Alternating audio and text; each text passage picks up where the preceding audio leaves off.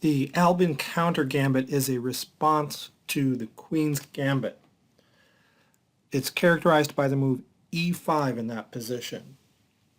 And it gambits the e-pawn, and white should take it. It's the best way to go for an advantage. And the point of black's play is to push the d-pawn to d4.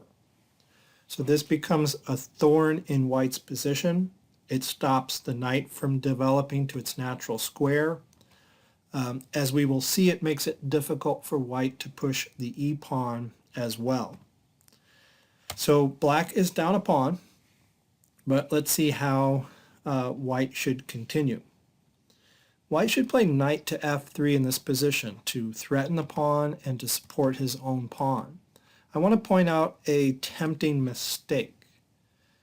It is tempting to play e3 to try to get rid of that strong d-pawn right away, hoping perhaps that black will take and white can trade queens and white will recapture with his bishop and have a great position.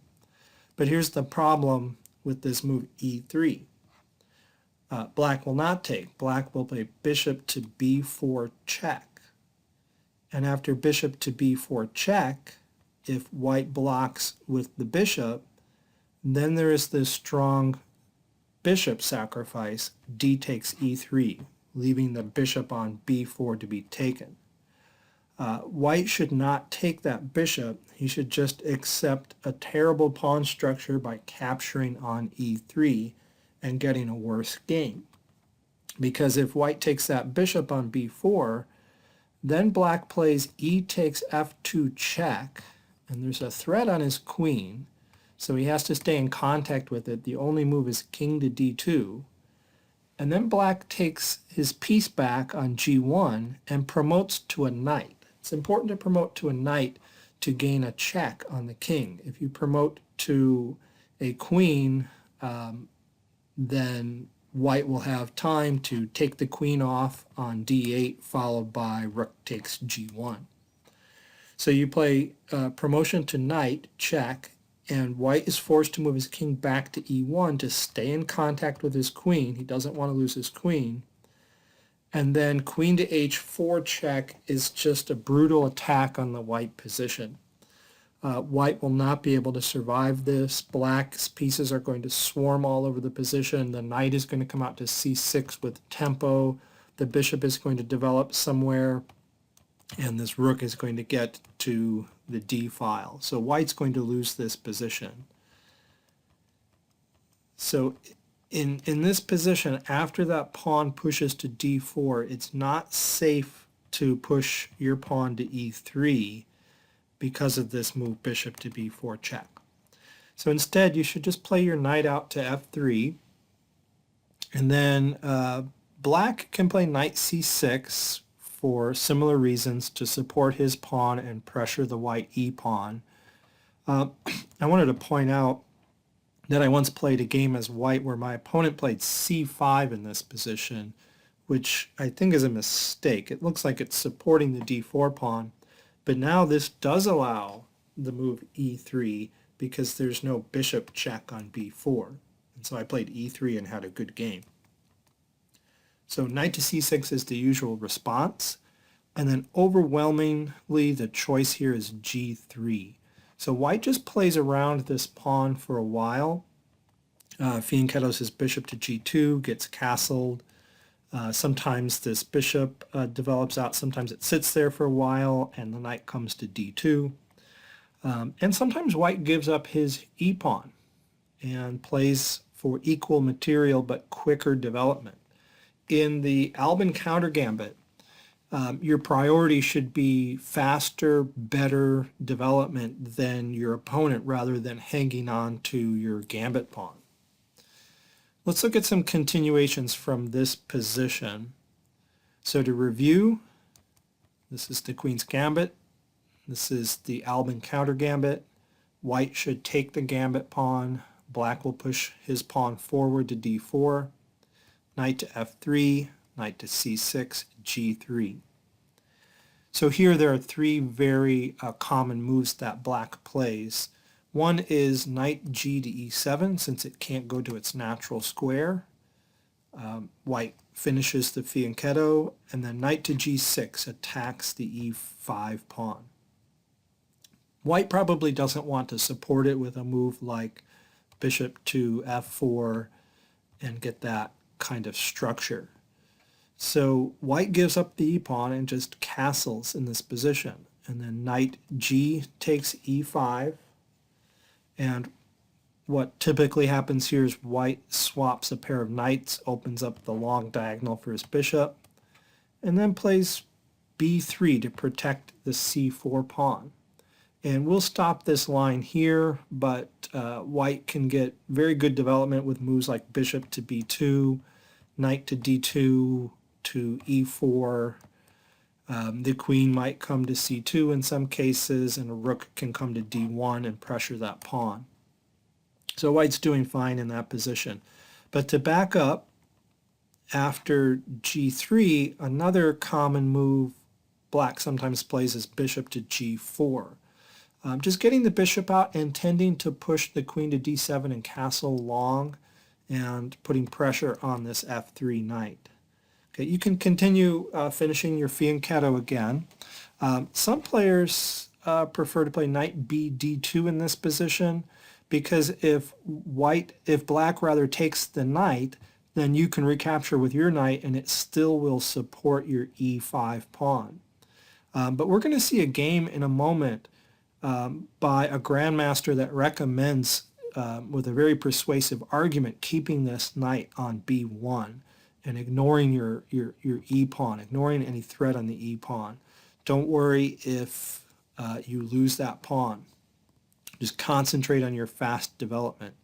So queen to d7 would follow, castles, long castles, and it's a fine position for white. We're going to see a game continuation from this point on momentarily.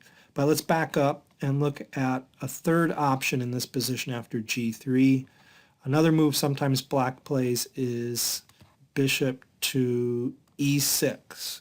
Okay, again, intending to get the queen out and castle long, but this time threatening the c4 pawn. Now, some players would play knight b d2 here. Some players may give up that pawn and play bishop to g2. The main line in the database is to play knight b d2 to support the pawn, but again, there's a strong case to be made for just giving up that pawn and keeping that knight at home on the b1 square, because after black takes that pawn, he's expended 2 tempi to get it with his bishop. Plus, his bishop isn't going to stay there for long. It's going to get kicked either with the move b3 or the move knight to d2, and it's going to move a third time. Meanwhile, white is just going to continue to develop in the position, and material is equal. So that's the way I would play it rather than the database move, which in this position, instead of fianchettoing the bishop, is to play knight b d2 to protect the pawn. Okay, let's take a look at a game by a grandmaster named Dzindzichashvili. Okay, and I am getting this game from a video. I'll put a link in the description where I watched Grandmaster Dzindzi's explanation of the Albin Countergambit and has convinced me of the correct way to play it. So this is one of his games. I didn't find it in a database, but it was played through in his video. So let's go through it. So Albin Countergambit, standard first few moves. And here his opponent played bishop to g4. And Dzindzi plays bishop to g2. And he says that the reason he doesn't play knight b d2 to intend to recapture an f3 with a knight and support his e5 pawn is because he believes this knight has a future on a better, more productive square than on d2. He wants to hold off and develop that knight in a better way, as we will see. Okay, so queen d7 was played, getting ready for long castle, short castle, long castle, And now queen a4.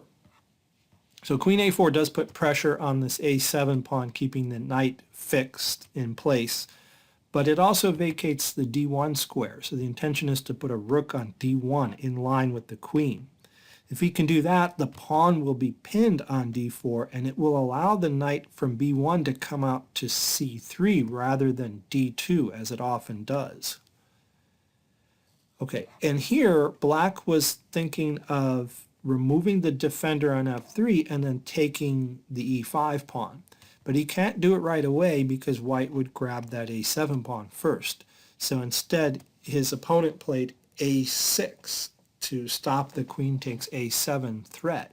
I noticed in the database the preferred move here, and there were only about 8 or 9 games, was actually king to b8, which makes more sense to me to get that king a little safer and to protect that a pawn in the process. But his opponent played a6, and then rook d1 comes, getting in line with the queen there. And then black decides not to go through with his plan of removing the defender, and instead plays bishop to h3 in this position. Let me make this the main line. Because if he does take on f3, then Dzindzi had planned e takes f3 rather than bishop takes f3, because after the knight captures on e5, he doesn't want his bishop to lose a tempo as it sits on c3. And then after that, white can capture the queen, and Dzindzi was saying you can't recapture with the rook because bishop to h3 wins the exchange, and you don't want to recapture with the knight and then lose this d pawn and give white an excellent position, so you're going to have to capture with the king. Actually, I suppose you lose the d pawn either way, so you capture either with the king and lose it, or you capture with the knight and you lose it. So black changed plans. Instead of removing the defender, he played bishop to h3, intending to remove the strong bishop that's pointed at the b7 square. But then Dzindzi played an excellent move here, e6, and this is one of the keys to his system of play. And this gains him a tempo. Point is, the bishop is going to have to retreat and capture that pawn, because if f takes e6, then there's no contact between the queen and h3 anymore, and black drops a piece. And if the queen takes on e6, then there's a fork, knight to g5, again winning a piece, winning the bishop on h3. So this forces the bishop to come back and lose a tempo. And then white plays knight to c3. So this is why Dzindzi says, I don't want to commit my knight to d2 early in the game, even at the cost of my e-pawn. I want it to go to c3 and then to d5. Okay, so black plays knight f6, guarding the d5 square, and then bishop to g5 intends to remove that knight. Bishop to e7, bishop takes knight, bishop takes bishop, and then knight to d5. And white's plan here, Dzindzi tells us, is he wants to push his pawn to b4 and then to b5 and break open the position and checkmate black.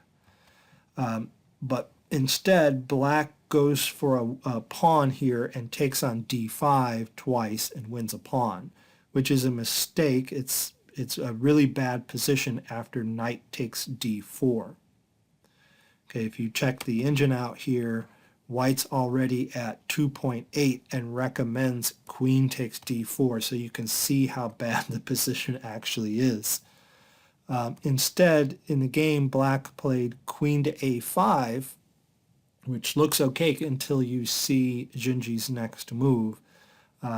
Knight takes c6, removing the defender of the queen and attacking everything. And I don't know if his opponent resigned here or after the next move, but here's how it would have ended. If queen takes queen, then there would come bishop to h3 check with mate to follow. Black can only block it a couple more moves before we get mate on d7. All right, so just to review, the point of Dzindzi's way of playing this Albin Countergambit is to keep the knight on b1 for as long as possible, because you might be able to get your rook to d1 and then play it to c3 instead. And he says don't try to win material or stay up a pawn, instead concentrate on your development. And so I'm going to follow what he says. Thank you, Dzindzi. Thanks for watching the video.